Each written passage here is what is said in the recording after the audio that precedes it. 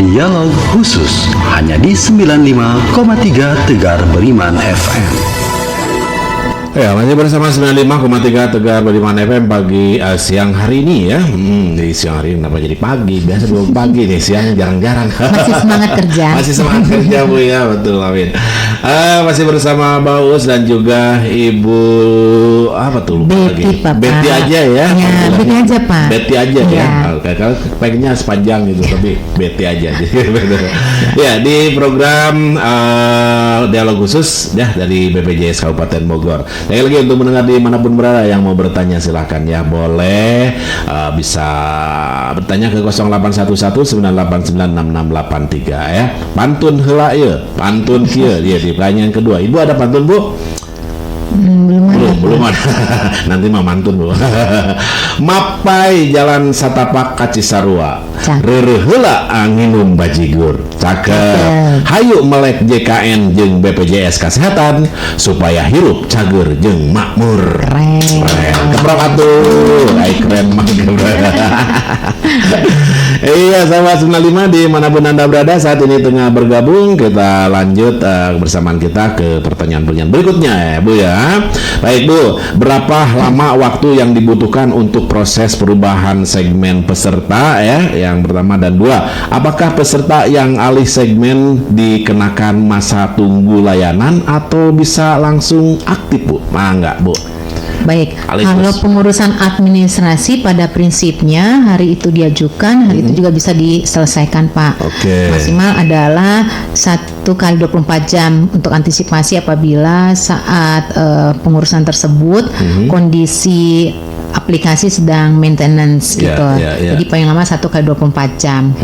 Kemudian kalau masa tunggunya, jadi kami berharap semua peserta yang kepesertanya non-aktif, misalnya PBI-nya non-aktif, atau pekerja penerima upah dia non-aktif karena sudah tidak bekerja atau resign, maka kami mendorong masyarakat untuk melakukan perubahan atau alih segmennya di bulan yang sama.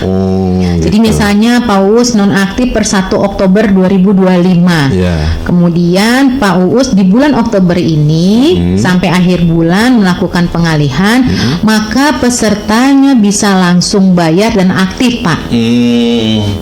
Langsung bayar, langsung aktif juga ya. Tapi kalau misalnya ternyata masyarakat tersebut melakukan pengalihannya non-aktifnya sejak Oktober, pengalihannya nanti baru dilakukan di bulan November, Desember dan seterusnya, maka peserta itu akan dikenakan masa tunggu 14 hari. 2 minggu baru bisa bayar dan aktif, sehingga pada saat menunggu dilarang sakit.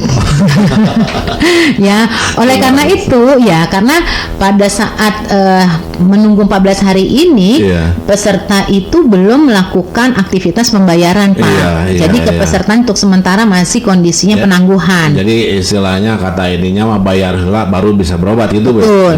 Untuk antisipasi hal tersebut karena risiko sakit tidak pernah kita tahu terjadinya, maka kami mendorong masyarakat untuk mendaftar atau melakukan pengalihan segmen itu di kala sehat, bukan di kala sakit. Sehingga pada saat dibutuhkan kepesertaan aktif itu tidak akan menjadi kendala bagi peserta masyarakat untuk mendapatkan akses pelayanan kesehatan. Jadi pendengar dari pertanyaan tadi kita terus mengingatkan kepada masyarakat juga ya, jangan kalau udah sakit aja nih baru riweuh gitu ya. Baru riweuh ngurus-ngurus kaditu kadieu teu boga BPJS ya. Contoh banyak lah ya. Ini BPJS-nya kan belum dibayar, ini nunggak berapa tahun kan berat juga Bu ya. Misalnya aduh yang berapa kali berapa makan jadi sakit tuh gede Bu ya. Jadi kalau setiap bulan kita kan dianggapnya rutin ringan berat. Coba kalau ini udah sakit, waduh ini udah tunggakan banyak berapa tahun udah mah sakit kaweur gitu ya. Denda pelayanan lagi Pak. Pelayanan juga? Iya. Ada dendanya juga Bu? Ada. Denda pelayanan maksudnya gimana Bu? Jadi gini, apabila peserta-peserta tadi, katakan Pak peserta yang menunggakan non-aktif, peserta mandiri kan mereka kalau tidak bayar maka non-aktif. Pada saat non-aktif berarti akses layanan untuk sementara tidak bisa ya kan Pak ya, tidak bisa mereka itu akses layanan. Iya. Nah, kemudian ternyata tiba-tiba sakit, barulah mereka bayar. Tadi Pak Us bilang ada yang nunggaknya setahun, 2 tahun baru dibayar. Pada saat mereka baru bayar dan langsung Pak menggunakannya, jadi baru bayar tanggal 1 Oktober. 45 hari ke depan berarti sekitar sampai 15 November kalau tidak sakit rawat inap, maka tidak ada denda pelayanan. Ini bukan denda bulanan ya Pak. Ini denda pelayanan. Jadi kalau 45 hari setelah dibayarkan tunggakannya tidak ada pelayanan rawat inap. Kalau rawat jalannya aman. Jalan aman. Bisa dipergunakan. Tapi pada saat tanggal 1 Oktober baru dibayarkan tunggakannya, kemudian nanti tanggal 20 Oktober, 30 Oktober sakit, maka berjalan yang namanya denda pelayanan. Denda pelayanan ini cukup besar, bisa saja melebihi dari tunggakan. Oh gitu? Betul. Karena perhitungannya sesuai dengan peraturan presiden ya nomor 82 itu 5% dikali jumlah biaya pelayanan yang akan diterima oleh masyarakat dikali bulan menunggak. Jadi kalau biaya pelayanan misal 10 juta. Kemudian peserta itu menunggak katakan 2 tahun tapi kita ngitungnya maksimal 12 bulan. 5% kali 10 juta dikali 12 bulan itu sama dengan 6 juta. Padahal tunggakan yang dibayarkan katakan kelas 3 satu orang itu hanya 420.000 setahun. Tunggakannya 420 tetapi dendanya bisa sampai 6 juta. Denda ini tidak akan berjalan manakala tadi satu saja yang harus dilakukan oleh masyarakat. Bagi mereka sebagai peserta mandiri, bayarlah ataupun peserta dari perusahaan tadi pekerja prima upah, bayarlah iuran rutin setiap bulan. Itu aja kuncinya Pak. Itu aja kuncinya ya. Jadi jangan sampai berlipat-lipat ngitungnya juga lir gitu ya. Ini berlaku untuk semua peserta dan juga semua golongan Bu. Kalau peserta penerima bantuan iuran dikecualikan Pak, karena mereka karena mereka kan juga iurannya itu dibiayai oleh pemerintah. Dan pemerintah kan rutin bayar lah Pak ya. Nah, ini bagi peserta mandiri Pak. Peserta mandiri, kemudian juga peserta dari badan usaha yang tidak rutin bayar iurannya. Pokoknya yang biasa biasa nunggak itu pembayaran tadi ya, yang perorangan gitu kali ya. Ya, betul. Yang paling banyak menunggak adalah dari perorangan tadi. Kalau kayak kita PNS itu sudah kan otomatis langsung nggak mungkin nunggak gitu. Betul. Otomatis dipotong gajinya kan ya Pak ya. Betul sekali. Jadi nggak mungkin nunggak juga Bu. Kalaupun ya ini nggak tahu gitu ya.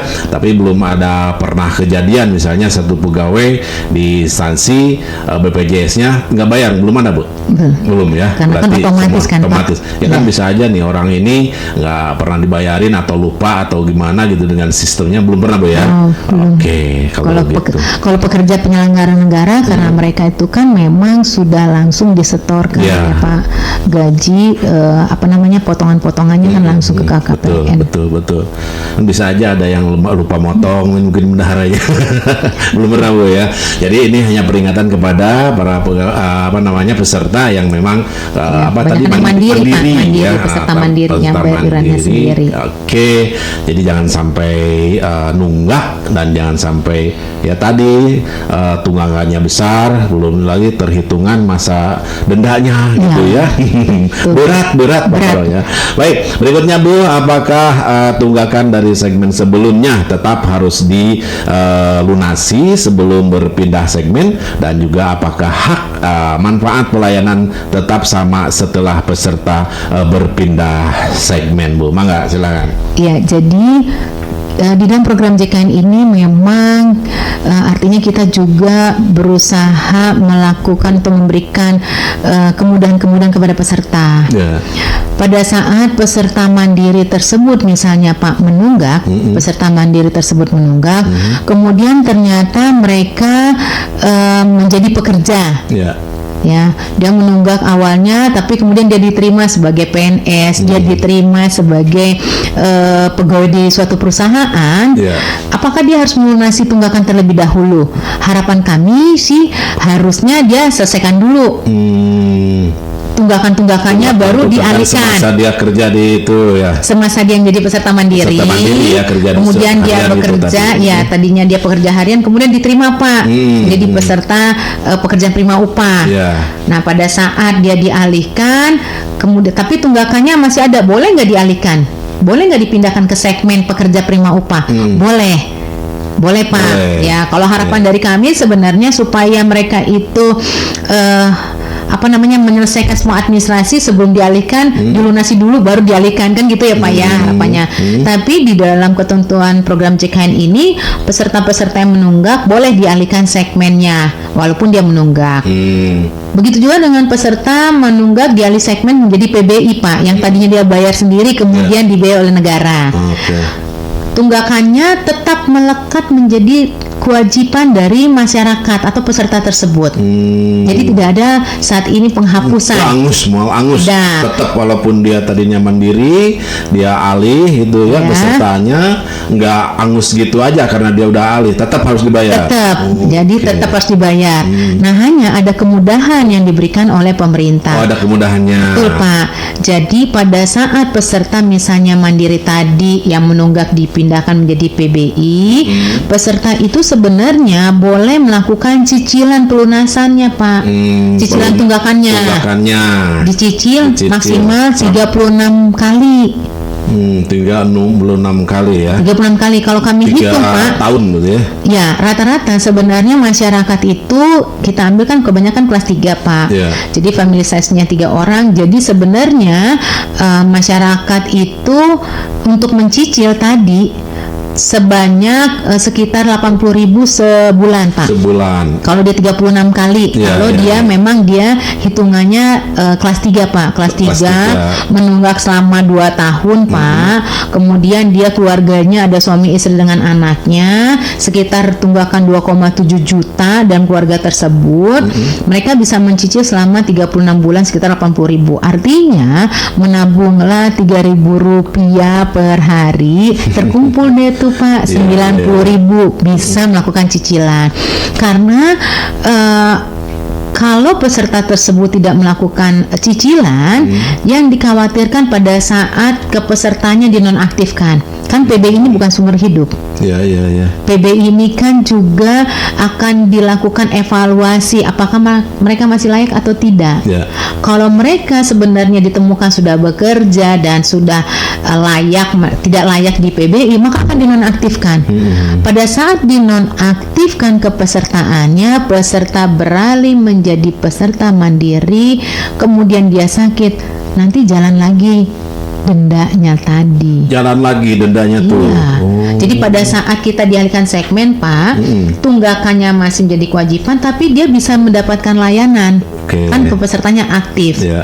Jadi kami mendorong seluruh masyarakat khususnya di Kabupaten Bogor, umumnya di seluruh Indonesia yang menjadi peserta yang dialihkan, peserta menunggak yang dialihkan ke segmen lainnya, tunggakan 1 tetap melekat dan menjadi kewajiban peserta untuk bayar.